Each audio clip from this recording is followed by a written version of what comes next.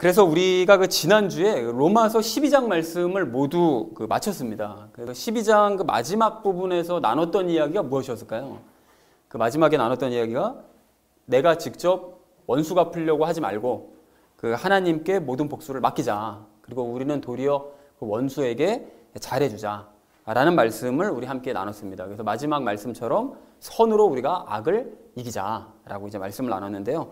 관련된 세 가지 이야기 지난주에 우리 나눴었거든요. 어떤 이야기 나눴을까요? 첫 번째로 나눴던 이야기가 선으로 악을 이기니 쉽지 않은 걸 알자. 그렇습니다. 선으로 악을 이기는 것이 이게 쉽지 않다는 것을 알자. 우리가 이기긴 이겨야 되는데 사실은 이것이 쉬운 얘기는 아니다라는 것을 알자고 그랬었죠. 그래서 예를 들었었던 것이 과거 예수님께서 그 주기도문 가르쳐 주실 때도 주기도문을 가르쳐 주신 이후에 용서에 대한 말씀을 2절을 걸쳐서 굳이 말씀하신 이유는 그 주기도문 중간 그 하반절에 있는 용서가 정말 쉽지 않은 덕목이기 때문에 강조하신 것이고, 그리고 또 지지난주 나눴었던 그 원수를 도리어 축복하라는 그 말씀이 지키기 어렵기 때문에 지난주에 5절에 걸쳐서 그 원수를 용서하고 원수 갚지 말아라, 하나님께 맡겨라 라는 얘기를 굳이 하셨다. 그러니까 정말 쉬운 것은 아니다. 그러니까 우리가 지키기 어려운 말씀이죠. 위로를 받고 그것을 알고 우리 하나님께 맡기자라고 말씀을 나눴습니다. 자, 그런가 하면 두 번째로 나눴던 얘기가 무엇이었을까요? 복수하지 않는 것은 하나님에 대한 신뢰의 문제일까요? 그렇습니다. 좀 길었는데요. 그 복수를 하지 않는 것은 하지 않고 맡기는 것은 하나님을 신뢰할 때만 가능한 거죠. 그러니까 신뢰의 문제다라는 얘기를 우리 지난주에 나눴는데요. 그렇게 보복해 주시는 것은 사실 하나님께서 구약 시대만 보복해 주시고 지금 안 하시냐? 그게 아니고 구약 시대나 지금 이 시대나 하나님께 복수를 맡기면 하나님께서 복수해 주시는 것은 여전히 태초부터 지금까지 계속되어지고 있는 것이다 라는 얘기를 했었고요. 그래서 그 모든 것들을 증명할 수 있는 말씀이 사실 시편 말씀들이다. 시편에서 굉장히 많은 그 부분에서 그 원수 갚는 것을 하나님께 맡겼더니 하나님께서 그걸 이루어 주시더라 라는 얘기를 이제 말씀을 하셨는데, 우리가 이걸 믿지 못하기 때문에 내가 직접 나서서 자꾸 복수하려고 원수 갚으려고 자꾸 노력한다고 말씀을 드렸었죠. 그래서 예를 들었던 것이 예수님이나 바울이나 모두가 다 그 원수 갚는 것을 자신이 하신 것이 아니라 하나님께 맡기는 그런 것을 우리가 본을 보여주셨다. 그러니까 우리도 하나님께서 갚아주실 것을 믿음으로써 실제로 하나님께서 정말 갚아주시는 것을 목도하자라는 얘기를 두 번째로 지난주에 우리 나눴었죠. 자, 그런가 하면 마지막 세 번째로 나눈 이야기가 무엇이었을까요? 악을 이기는 지혜로운 삶을 살자. 그렇습니다. 악을 이기는 지혜로운 삶을 살자고 그랬는데요. 이게 무슨 얘기였었는가 하면 우리가 그 원수 갚는 것이 너무 이제 화가 나가지고 그 원수라고 생각하는 사람에게 이제 복수를 하거나 원수를 갚아버리면 당장은 시원한 것 같지만 지나고 나면 후회가 되죠 또. 그래서 우리가 여전히 후회가 되고 또 그렇게 되면 하나님께서 갚아주실 것을 체험도 못하게 되고 또 선도 행하지 않았으니까 보답도 못 받고, 그러니까 이제까지 살아왔던 삶이 사실은 손해보는 삶이었는데 손해보는 것도 모르고 이제까지 그렇게 살아왔었다라는 얘기를 나눴었죠. 그래서 이제는 우리 안에 있는 죄가 자꾸 유혹하는 대로 하나님께 맡겨봤자 소용없다, 안 갚아주신다라는 그런 거짓말에 속지 말고 우리가 정말 하나님께 맡겨보자. 그래서 하나님께서 원수 갚아주시고 우리에게 보답을 주시는 것을 한번 체험해보자. 그런 유익을 누리는 삶을 앞으로는 살아가자라는 얘기를 마지막 세 번째로 나눴습니다. 그래서 사랑하는 우리 나눔 있는 교회 성도님들 모두는 이 보복할 만한 상황이 벌어질 때마다 그 하나님께 맡기심으로써 하나님께서 원수에게는 보복하시고 우리에게는 보답해 주시는 그런 놀라운 역사를 체험하시기를 다시 한번 주님의 이름으로 간절히 축원을 드립니다. 자, 그래서 지난 시간 말씀과 먼저 연결지어서 함께 오늘 말씀을 살펴보려고 하는데요. 우리가 지난주 그 12장 마지막에서 나눴던 이야기가 원수 갚는 것을 하나님께 맡김으로써 우리는 선으로 악을 이겨내자라는 얘기를 지난주 이제 마지막으로 이제 나눴습니다. 자, 그런가 하면 오늘 말씀은 이겁니다. 이 위의 것과는 좀 개념이 반대인데요. 이게 왜 반대가 되는 것인지는 말씀을 다 마치고 나서 마지막에 제가 말씀을 드리겠습니다. 반대적인 의미로 선을 행하는 권력자들에게는 우리가 복종을 하자. 라는 것이 오늘 본문의 이제 주제가 되겠습니다. 자, 이것을 아시는 상태로 오늘 1절 말씀서부터 7절까지 우리 한 절씩 살펴보도록 하겠습니다. 먼저 1절 말씀 우리 함께 읽겠습니다. 모든 혼은 더 높은 권력들에 복종할지니 하나님으로부터 나지 않은 권력이 없으며 이미 있는 권력들도 하나님께서 임명하셨느니라 라고 말씀하십니다. 그런데 여러분 이게 한 번씩은 들어보셨죠? 이 로마서 13장 1절, 2절 말씀이요. 유명한 말씀이라서. 근데 이 말씀을 보시면 그 말씀 그대로입니다. 우리가 권력에 복종하래요. 권력에 복종하랍니다. 그러니까 위에 있는 그 권력들, 그러니까 사회를 다스리는 권력들에 복종을 하래요. 그러니까 하나님께로부터 나지 않은 권력이 없으니까 그런 모든 권력들이 또 하나님께서 임명하셨으니까 그 권력들에 복종을 해야 된답니다. 자, 그러니까 이 말씀을 그냥 딱 들으면 왠지 우리 마음 가운데 거부감 비슷한 게 이제 일어난단 말이죠. 그럼 무조건 모든 권력들에 다 복종을 해야 된다는 것이냐? 기존의 해석들을 다 그렇게 해왔습니다. 모든 권력들에 다 복종해야 된다라고. 그런데 사실은 이 권력이 어떤 권력인지 정확하게 아실 필요가 있습니다. 그래서 오늘 그 얘기를 좀 하려고 하는데요. 좀 더 우리가 살펴보도록 그렇게 하겠습니다. 먼저 이 권력의 정체를 바르게 깨닫지 못한 그 그리스도인들, 과거 그런 그리스도인들이 그 일본 권력에게 그래서 복종을 했고요. 독재 권력에게도 복종을 했습니다. 왜냐하면 로마서 13장 1절, 2절 말씀에서 이렇게 말씀하시니까 그 일본 사람들이 아예 이 구절을 갖고 와가지고 그리스도인들한테 교회에다가 복종을 명령했거든요. 교인들한테 가르치라고. 믿지도 않는 것들이. 그러니까 그 권력에 복종했습니다. 꼼짝 못하고. 그리고 독재 권력에게도 지난 몇십 년 전에 있었던 건 독재 권력들에게도 이 구절을 근거로 목사들이 이렇게 아예 가르쳤단 말이죠. 복종하라고. 그래서 이렇게 복종을 했는데 그래서 많은 기독교 청년들이 이제 시험에 들고 심지어는 신앙을 버리는 일까지 있었다는 거죠. 과거 우리 독립운동가들도 이 구절 때문에 교회로부터 떠나고 신앙을 버리는 그런 일들도 굉장히 많았습니다. 자, 그래서 오늘 본문 1절 말씀을 전체적인 의미를 분석해보면 이렇게 정리할 수가 있겠는데요. 모든 그리스도인은 더 높은 권력들에게 복종하라. 모든 권력과 이전부터 있었던 권력은 하나님께로부터 났고 하나님께 임명받은 것이다. 라고 이제 말씀하시더라는 것입니다. 그래서 약간은 좀 의문이 좀 들지만 어쨌든 좀 더 자세하게 2절 말씀을 우리 좀 함께 나누도록 하겠습니다. 함께 읽겠습니다. 그러므로 누구든지 권력에 거역하는 자는 하나님의 규례를 거역하나니 거역하는 자들은 스스로 정죄를 받으리라 라고 말씀하십니다. 더 큰일 났죠. 상황이 더 심각해집니다. 그래서 권력에 거역하는 것은 하나님의 규례를 아예 거역하는 것이라고 그냥 규정을 지으시는 거예요. 그러니까 무조건 복종을 해야 된다. 이렇게 말씀을 하시더라는 것입니다. 그런데 여기서 한 가지 조심하실 것이 스스로 정죄를 받으리라고 말씀하시잖아요. 그런데 여기서 얘기하는 그 정죄라는 것은 구원과 관련된 정죄는 아닙니다. 그러니까 권력들에게 복종하지 않는다고 해서 구원받지 못한다. 이런 의미가 아닙니다. 왜냐하면 근거가 있죠. 로마서 우리 과거 8장 1절에 의해서 그리스도인들에게 정죄는 없어요. 그러니까 그러므로 이제 그리스도 예수님 안에 있는 자들에게는 정죄함이 없기 때문에 구원과 관련된 정죄를 여기서는 말씀하시는 것이 아니라 무엇일까요? 여기서 말씀하시는 정죄는 권력자들에게 받는 그 처벌. 그러니까 너희가 권력자들에게 불복종하면 그거에 관련된 법의 심판을 받게 될 것이다. 이제 그런 의미로 정죄를 말씀하시더라는 것이죠. 자, 그래서 여기까지 우리가 이제 읽고 나면 참 마음이 좀 무거워지긴 합니다. 자, 그래서 전체 의미를 좀 함께 이렇게 2절에서 정리해 볼 수가 있겠는데요. 권력에 거역하는 자는 하나님의 규례를 거역하는 자이므로 그들은 해당하는 처벌을 받게 될 것이다. 꼼짝할 수가 없는 거죠. 그러니까 무조건 권력에 복종해야 된다라고 해석할 수밖에 없다라고 생각할 텐데, 그래서 3절 말씀을 우리가 좀 3절에서부터 4절 그 말씀을 볼 필요가 있습니다. 먼저 3절을 우리가 함께 읽겠습니다. 치리자들은 선한 일이 아니라 악한 일에 대하여 두려움이 되나니 그런즉 내가 권력을 두려워하지 아니하려느냐. 선한 일을 행하라. 그리하면 내가 바로 그에게 칭찬을 받으리라 라고 말씀하세요. 이제 이게 굉장히 중요한 구절인데요. 여기 보면 악한 일에 대해, 이게 본문이 길어서 잘랐는데요. 악한 일에 대하여 두려움이 된다고 말씀하시잖아요. 이게 무슨 뜻일까요?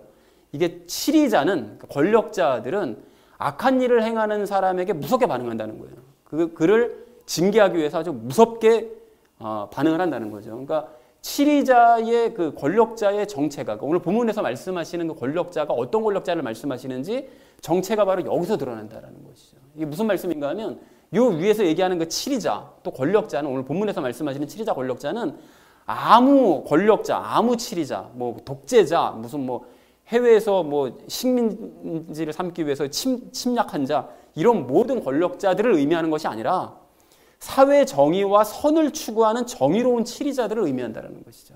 오늘 본문에서 말씀하시는 그 권력자와 치리자들이. 그래서 그런 자들이 악한 일에 대해서는 그 보복을 하고 화를 낸다는 거예요. 그러니까 그런 권력을 두려워해야 된다라는 그런 의미라는 것입니다.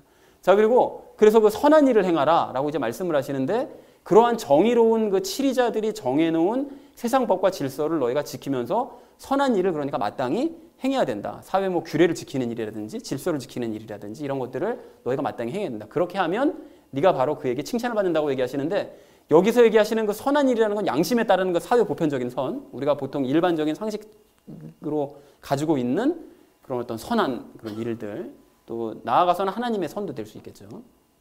자, 근데 여기서 칭찬을 받는다고 이제 말씀을 하시는데요. 그러니까 오늘 본문의 그 치리자 권력자는 선을 행할 때 칭찬하는 사람들이라는 거예요.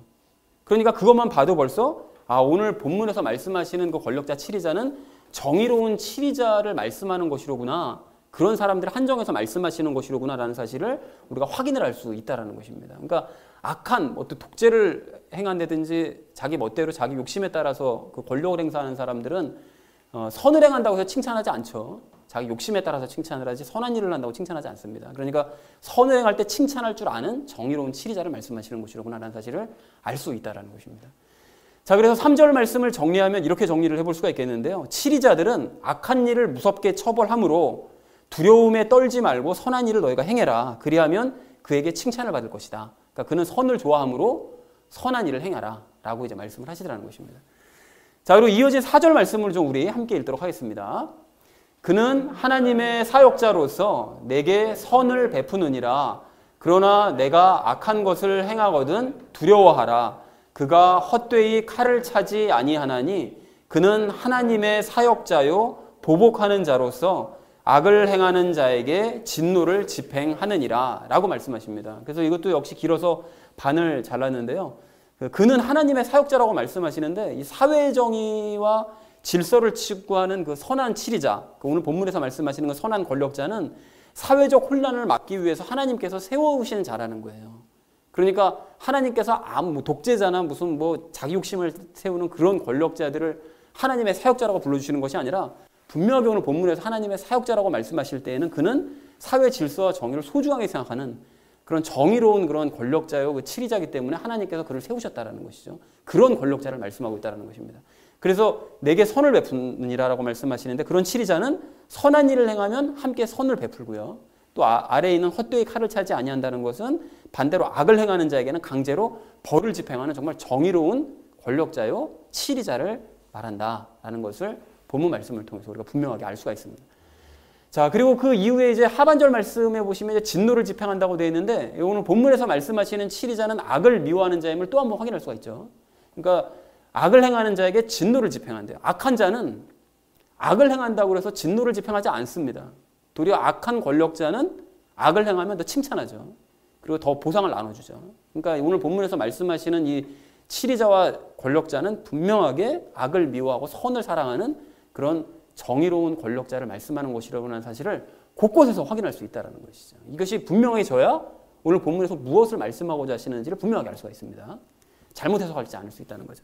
자, 그래서 4절 말씀의 전체 의미를 이렇게 정리할 수 있겠는데요. 이 선한 치리자, 이 정의로운 치리자들은 하나님의 사역자로서 선을 행하는 자에게는 선을 베풀고 악을 행하는 자에게는 진노를 집행한다라고 4절을 정리할 수가 있겠습니다. 자, 그리고 이어진 5절을 우리 좀 함께 읽겠습니다. 그러므로 너희는 진노 때문만이 아니라 양심을 위해서도 반드시 복종해야 하느니라 라고 말씀하시는데 여기서도 반드시 복종해야 된다. 이제 이런 말씀만 딱 그 부분적인 말씀만 가지고서 그러니까 무조건 권력에게는 복종해야 된다. 이렇게 해석을 해야 될 것이 아니라 이 본문 말씀도 역시 권력자들에게 무작정 복종하라는 그런 의미가 아니라 선한 권력자들을 위해서 그 그리스도인으로서 너희가 양심을 지키고 이제 법을 지켜라. 사회법도 너희가 지켜야 된다. 하나님의 백성이라고 해서 하나님의 법만 지키려고 그러고 사회법은 안 지키려고 그러고 외면하려고 그럴 것이 아니라 반드시 그런 이 정의로운 권력자들을 따라서 양심을 가지고 사회법도 열심히 지켜라. 그러니까 그리스도인으로서 본을 보여라. 라고 이제 말씀을 하시더라는 것이죠.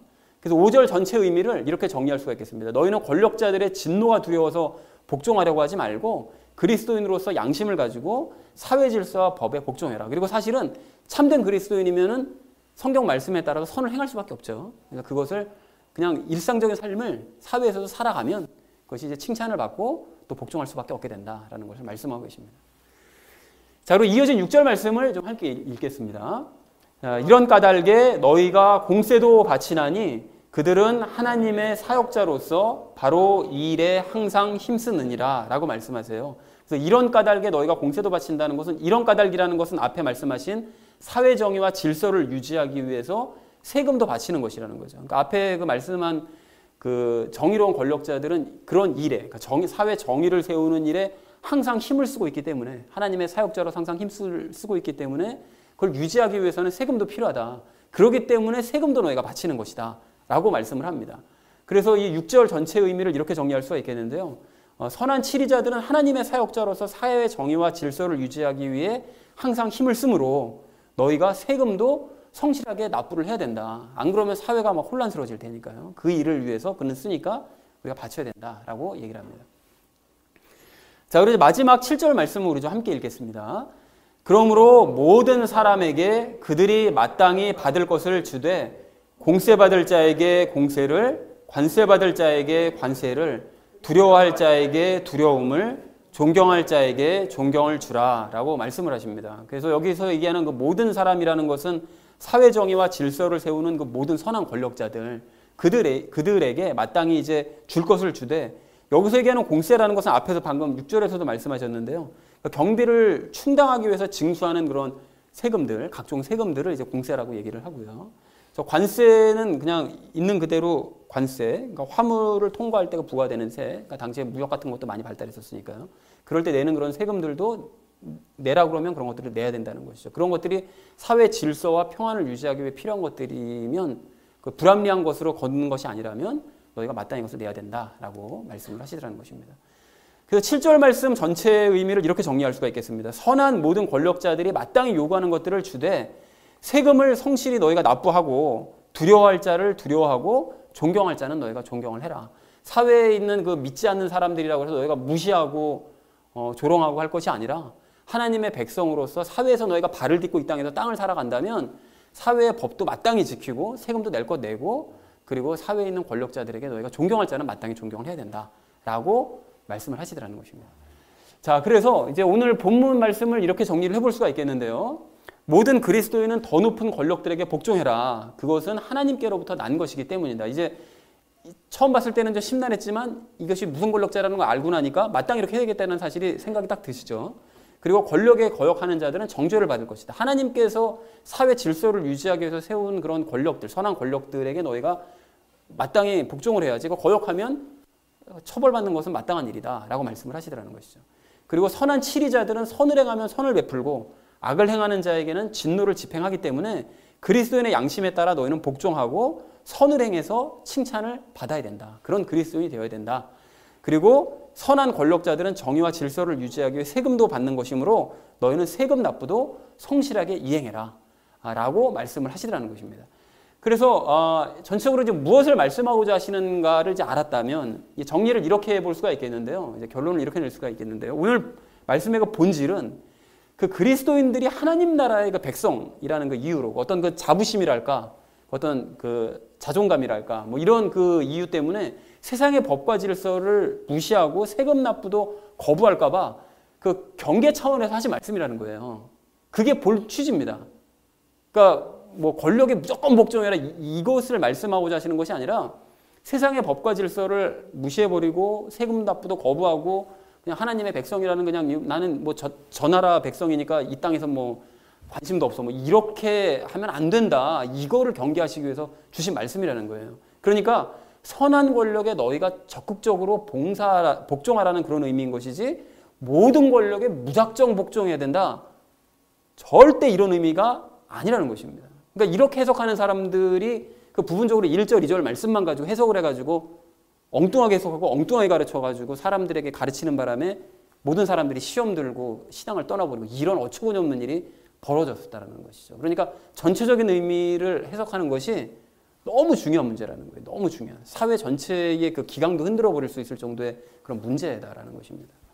자, 그래서 이런 의미인데, 그러니까 결론적으로는 선한 일에 열심을 내는 권력자들을 너희가 적극적으로 돕고 그들에게 복종해라. 그런 사회의 어떤 질서에 적극적으로 복종해라.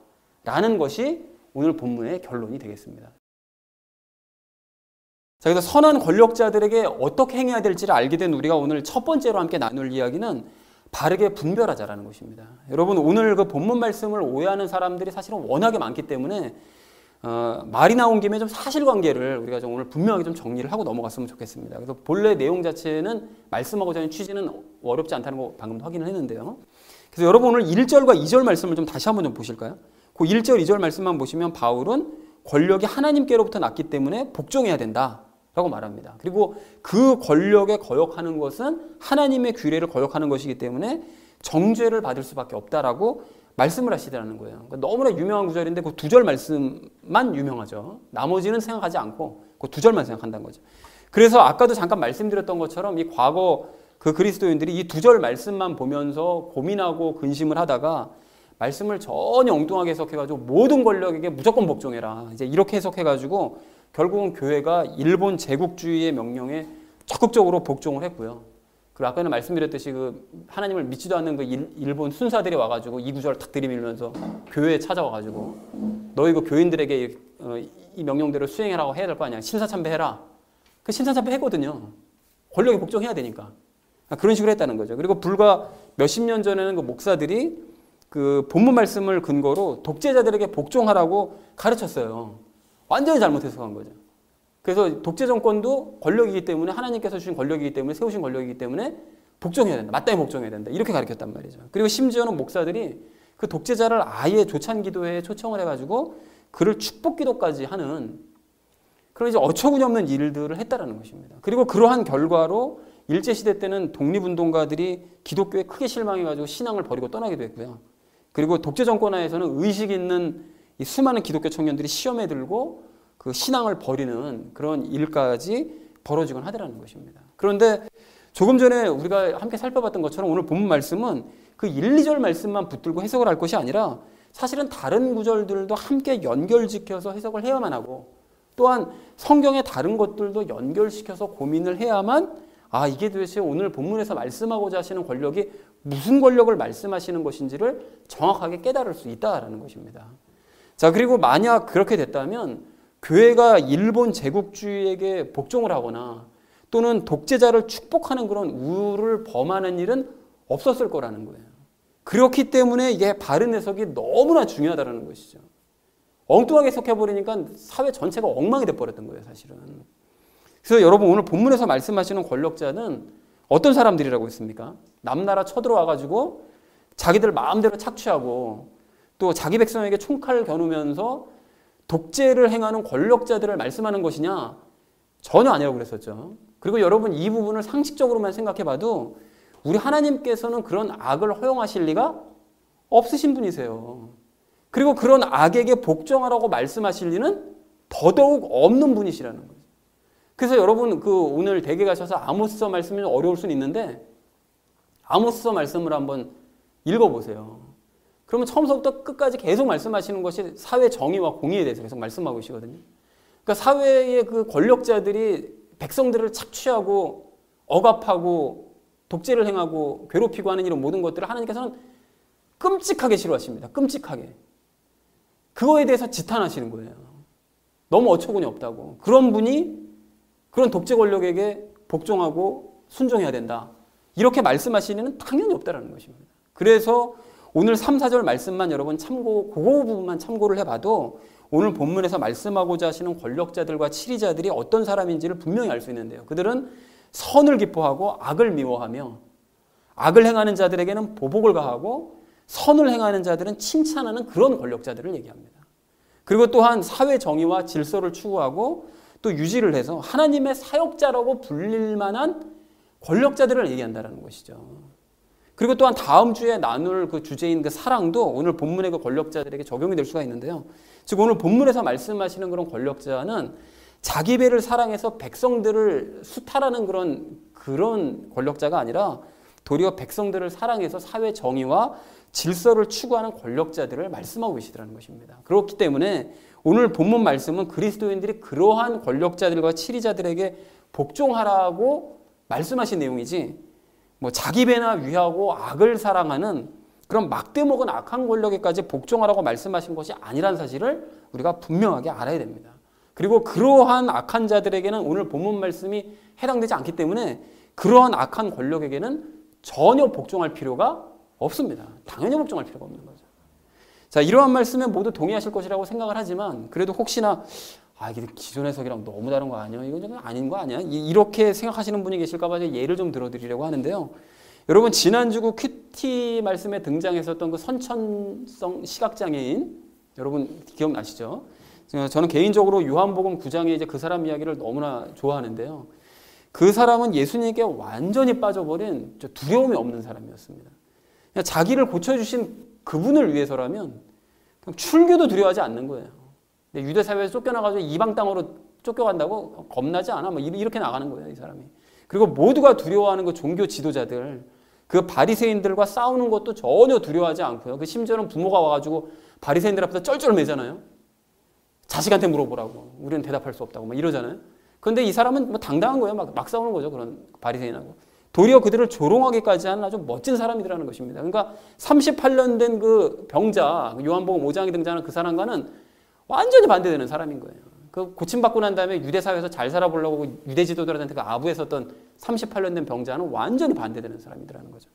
근데 여러분 여기서 한번 생각해 보십시오.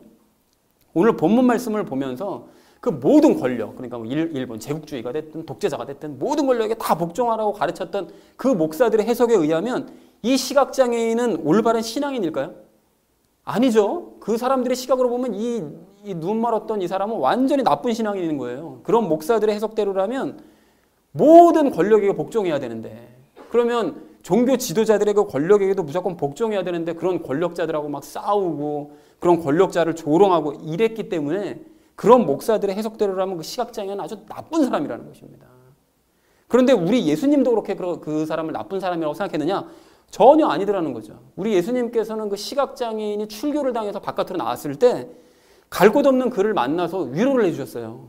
그리고 그에게 당신의 정체를 알리심으로써 당신만 의지하면 된다라고 확신을 주시더라는 것입니다.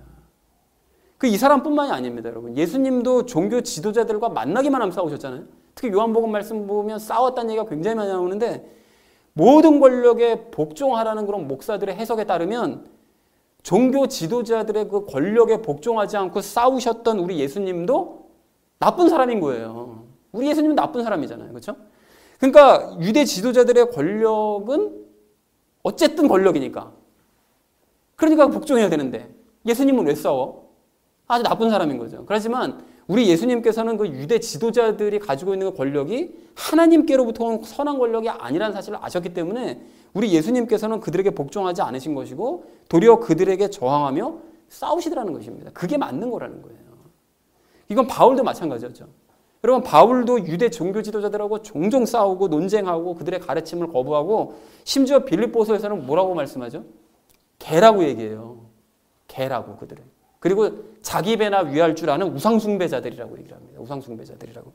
그러니까 바울도 그런 유대 종교 지도자들의 권력에 복종하지 않더라는 거예요. 그리고 또 바울뿐만이 아니라 12사도들도 마찬가지인데요. 그 12사도들이 복음 전하다가 그 종교 지도자들에게 붙잡혔잖아요. 그래서 재판받을 때 종교 지도자들이 12사도들에게 뭘 명령하죠? 절대 복음 전하지 말고 예수라는 이름은 입 밖에도 꺼내지 마라 라고 명령을 내렸거든요. 그러면은 모든 권력에 복종하라는 목사들의 그 해석에 따르면 그 12사도들은 종교 지도자들의 그 권력에 복종해서 그 명령에 따랐어야 되는 거잖아요. 그러면 그렇게 했느냐?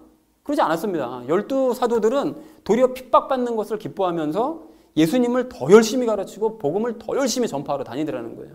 완전히 명령한 것과는 반대로 행하더라는 거예요. 왜 그랬을까요? 유대 종교 지도자들은 하나님께로부터 나온 선한 권력이 아니라는 사실을 잘 알았기 때문에 그들에게 도리어 저항했던 것이었습니다. 그리고 여러분 너무나 잘 아시는 세례 요한도 마찬가지 아닙니까? 세례 요한도 이 헤롯에게 모든 권력에게 복종해야 된다고 한다면 헤롯이 명령하면 꼼짝없이 들어야죠. 그런데 세례 요한이 그러던가요? 안 그러잖아요. 어디 동생 마누라하고 결혼해가지고 네가 왕이야? 하면서 도리어 그 권력자에게 삿대질하고 저항하는 그런 일을 행한 것이 세례 요한이더라는 것입니다. 제가 이제 신학의 예만 계속 들었는데 이건 구약시대도 마찬가지인데요, 여러분. 사사시대에 가령 예를 들어서 이스라엘에 침략해 들어왔었던 그 주변 족속들이 많았었잖아요. 근데 그 사람들은 이스라엘에 불순종했기 때문에 물론 하나님께서 쳐들어오도록 허용하신 것이긴 했지만 어쨌든 이스라엘이 그들의 지배를 받을 때 그들도 권력이니까 그 권력에 무작정 복종하든가요? 하나님께서 또 그렇게 항해라고 명령하시든가요? 전혀 그러지 않았습니다. 도리어 그들은 하나님께 해방시켜달라고 부르짖었고 하나님께서도 사사들을 세우셔서 그러한 잘못된 권력들과 싸우게 하시고 그래서 그들로부터 벗어나게 하시고 해방을 시켜주시더라는 거예요. 만약에 모든 권력들에게 복종해야 되는 것이 맞다라고 주장하는 그 목사들의 해석이 맞다면 하나님께서는 이스라엘 백성들에게 정복자들에게 너희 복종해라 라고 명령하셨을 거예요. 그러면 해방을 도와주지도 않으셨겠죠. 그렇게 되면 이스라엘은 아예 예전서부터 다 사라져 없어져 버렸을 것입니다. 그러니까 이렇게 여러 가지 예들을 살펴본 것처럼 오늘 본문 말씀은 세상의 모든 권력자들에게 복종하라는 말씀이 당연히 아닙니다. 대신 아까도 말씀드렸던 것처럼 선을 기뻐하고 악을 미워하는 권력, 선한 일을 칭찬하고 악한 일을 하는 사람에게 보복하는 바로 그 선한 권력, 또 하나님의 사역자로 불릴 만큼 사회정의와 질서를 세우기 위해서 열심을 내는 바로 그 권력, 그리고 백성들을 사랑하는 그 선한 권력이 오늘 본문에서 말씀하시는 권력의 실체라는 것입니다. 그리고 그리스도인들은 그러한 권력들에게 마땅히 복종해야 된다는 것이죠. 그러므로 이런 기준에서 보면 그 이스라엘 종교 지도자들이나 사사시대 주변 족속들은 이런 조건에 맞는 그런 권력이 아니기 때문에 예수님도 바울도 12 제자들도 눈 멀었던 사람도 세례 요한도 이스라엘 백성들도 모두 그런 것들에 저항했던 것이었고 그런 권력에게 계속 저항하고 복종하지 않았던 것이었습니다. 그러니까 우리도 마땅히 그래야 되고 그러는 것이 맞는 모습이라는 거예요.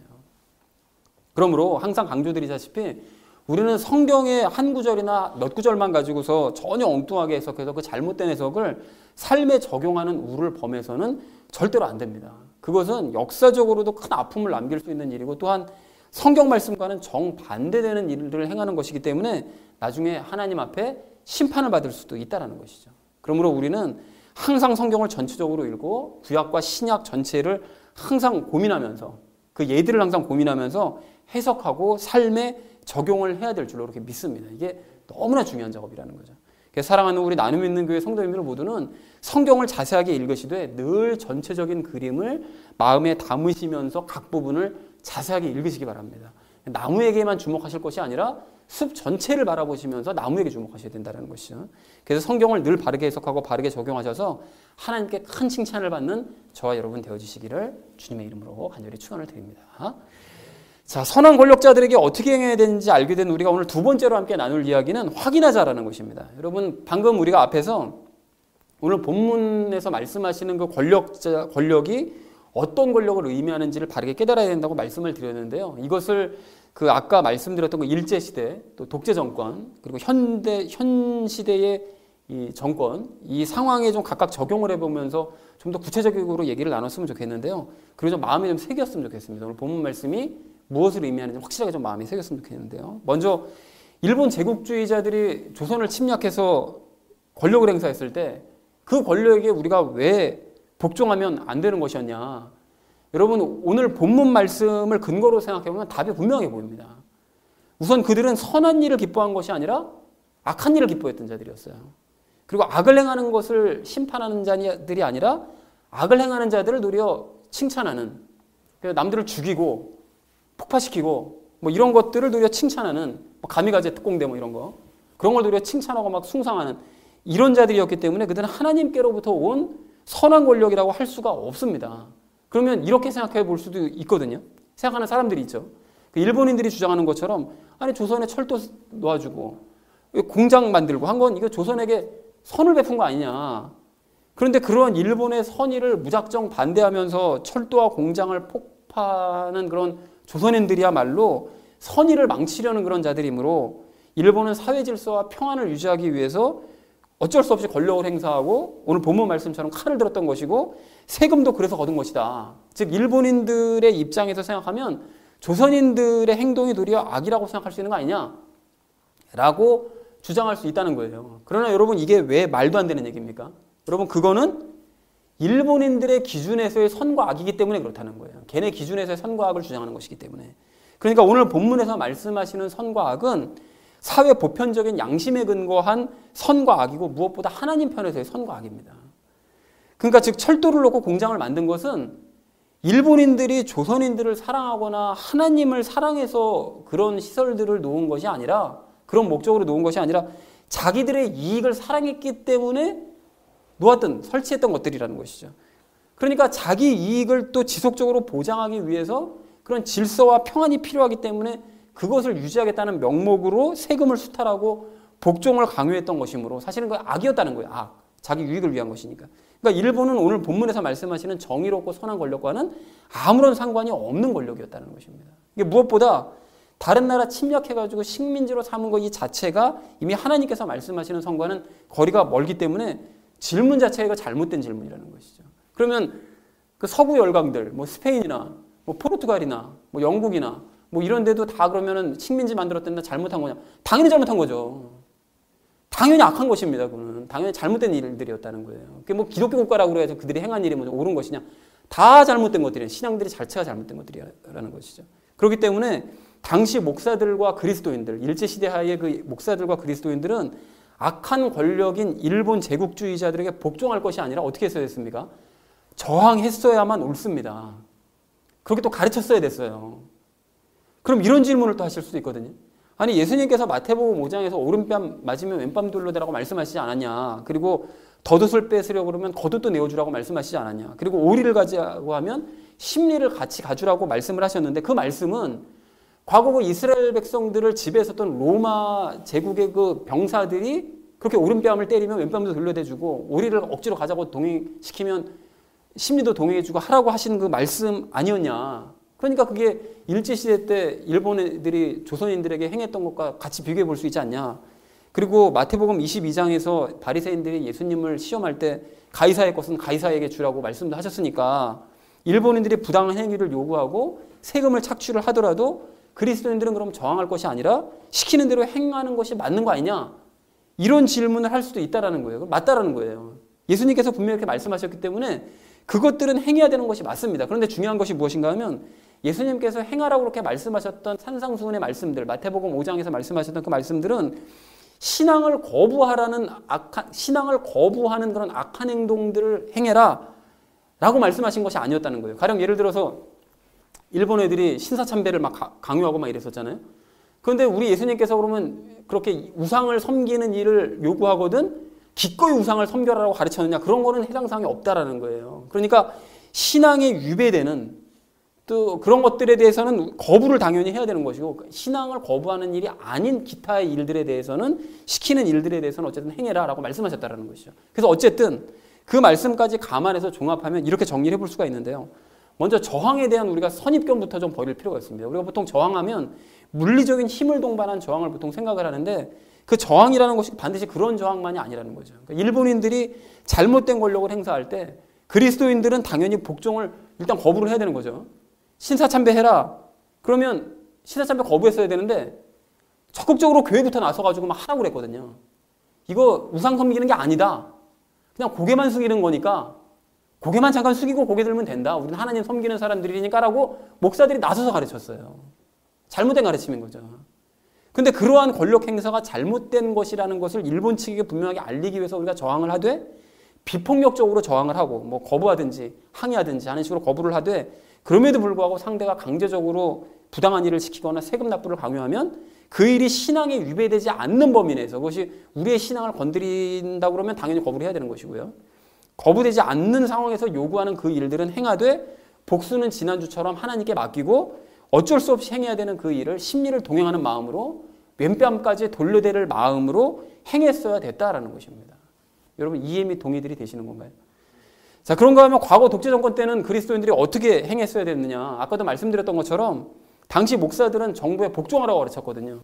그리고 목사들이 먼저 나서서 독재자들을 축복하고 그랬습니다. 그래서 반사 이익도 누렸어요. 교회를 막 넓히고 사람들 모으고 좋은 부지에 땅 주고, 이런 그 독재자들에게 그런 반사 이익들도 교회에서 누렸다라는 것입니다. 그러나 그 목사들은 독재자들이 오늘 본문 말씀에 합당한 권력인지서부터를 확인을 했었어야 됐다라는 거예요. 물론 말씀을 제대로 해석하지 못하니까 그것이 독재자가 이 본문 말씀에 해당되느냐 안 되느냐도 아마 해석이 안 됐었겠죠. 그런데 그것을 확인을 만약에 했더라면 그 독재자들이 선을 기뻐하고 악을 미워하는 자들이 아니라 도리어 악을 기뻐하고 선을 미워하는 자들이라는 사실을 금방 알 수 있었을 거예요. 그러니까 동족을 고문하고 살해까지 하죠.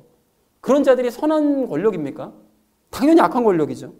또한 그들은 국민들을 사랑해서 권력을 행사한 것이 아니라 자기의 유익을 사랑해서 권력을 행사한 자들이라는 사실을 알 수 있다는 것이죠. 그렇기 때문에 그 독재자들은 오늘 본문에서 말씀하시는 하나님 편에서 선을 행하는 하나님의 사역자들이라고 당연히 할 수 없는 사람들이었습니다. 그리고 그렇기 때문에 그 당시 목사들과 교인들은 독재 정권이 하나님께로부터 온 권력이 아니라는 사실을 알고 저항했었어야 됐어요. 만약에 목사들이 그것이 저항하는 것이 너무나 두려워서 저항하라고 가르치지 못했었다, 말을 할 수 없었더라면 적어도 부끄러움을 고백을 했었어야 됐습니다.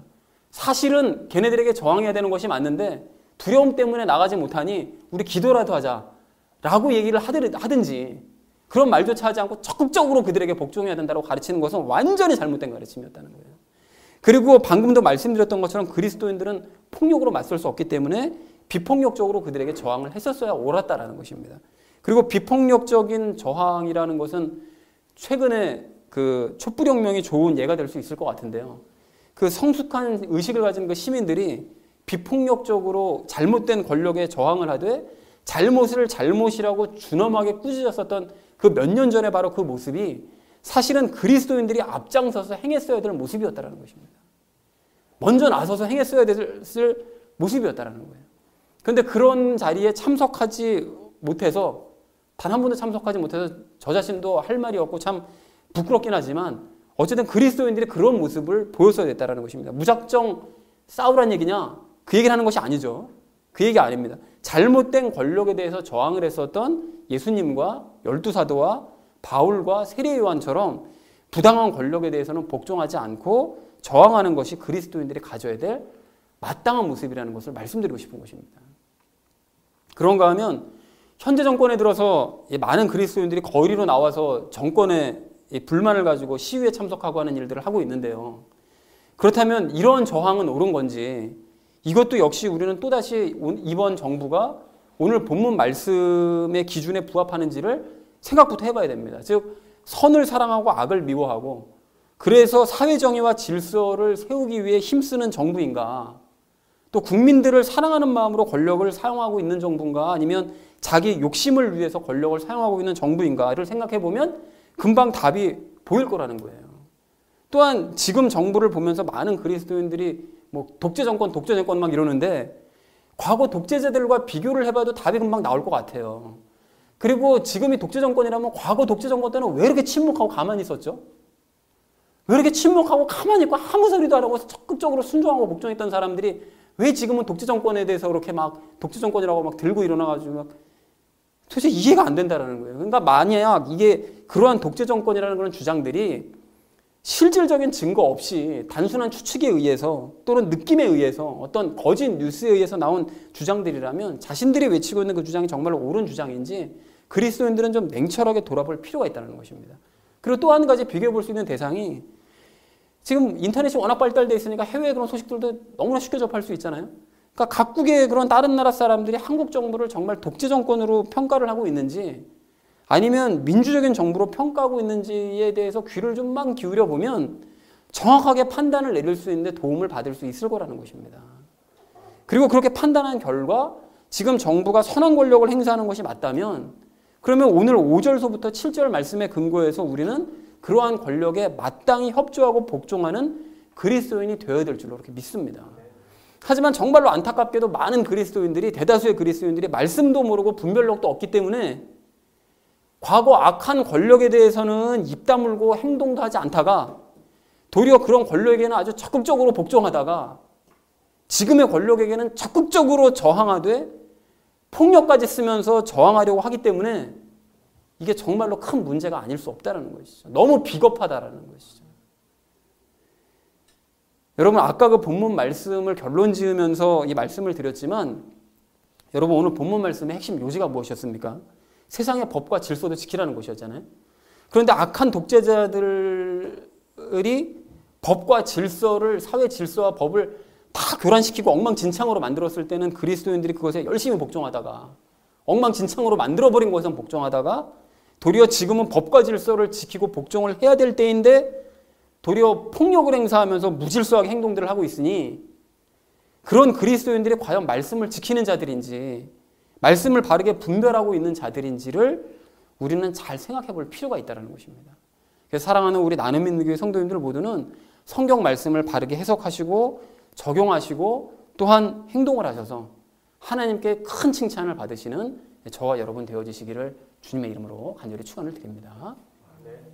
자, 선한 권력자들에게 어떻게 행해야 될지를 알게 된 우리가 오늘 마지막 세 번째로 나눌 이야기는 행동하자라는 것입니다. 이 앞에서 많은 그리스도인들이 오늘 헷갈려하는 이 부분에 대해서 이제 함께 이야기를 나눴다면 이제 오늘 본문에서 말씀하고자 하시는 바에 대해서 이야기를 나누려고 하는데요. 여러분, 이것이야말로 얘기가 그렇게 많지가 않습니다. 길지 않습니다. 아주 단순한 내용이에요. 실제적으로 오늘 본문에서 말씀하고자 하시는 바는. 그래서 여러분, 오늘 결론 7절 말씀을 좀 다시 한번 보십시오. 공세받을 자에게 공세 주고, 관세받을 자에게 관세 주고, 두려워할 자에겐 두려움을 주고, 존경할 자에겐 존경을 주라 말씀하십니다. 그러니까 한마디로 정리를 해보자면 오늘 본문 말씀을 너희가 잘 이해하고 잘 분별을 해서 자격이 있는 권력에게는 그 자격에 맞는 대우를 해줘라 라는 말씀입니다.